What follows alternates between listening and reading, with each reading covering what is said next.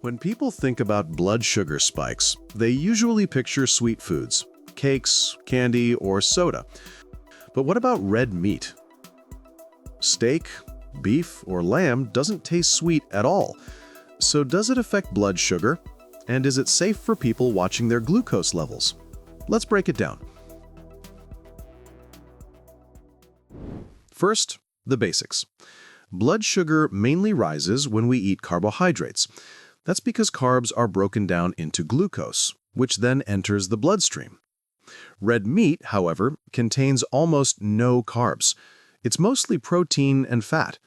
This means eating a piece of beef or lamb won't cause an immediate sugar spike the way bread or candy would. But here's where things get more interesting. Even though red meat doesn't directly raise blood sugar, it can still influence insulin sensitivity, the body's ability to use glucose efficiently. Several studies suggest that eating too much red meat, especially processed kinds like bacon, hot dogs, or sausages, may increase the risk of insulin resistance. Over time, this can make it harder for the body to control blood sugar levels. Another factor is saturated fat. Red meat tends to be higher in saturated fat compared to chicken or fish. A diet rich in saturated fat may contribute to inflammation and weight gain, both of which can negatively affect blood sugar regulation. So, does this mean red meat is bad for everyone? Not necessarily. Moderation is the key. Lean cuts of beef, like sirloin or tenderloin, provide protein, iron, and vitamin B12, all important nutrients. Eating them occasionally, in small portions, is unlikely to cause major problems for blood sugar if the rest of the diet is balanced. The bigger concern is when red meat becomes a daily habit, especially when it's processed. Here are a few practical tips if you want to enjoy red meat but still keep blood sugar in check. 1. Choose lean cuts. Trim off visible fat and stick to smaller servings. 2. Balance your plate.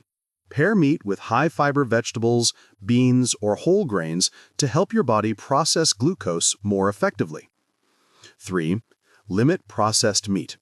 Bacon, hot dogs, and deli meats may raise long-term health risks more than fresh, unprocessed beef. 4. Mix it up.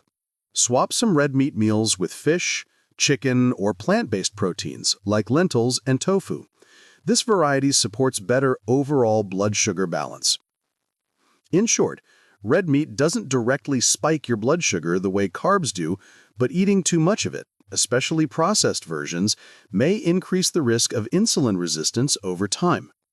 Small portions of lean beef once in a while can fit into a healthy diet, especially if combined with plenty of vegetables and whole foods.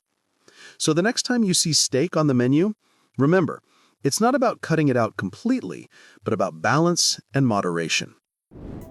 For more tips on managing blood sugar, check out our other videos on diabetes and healthy eating.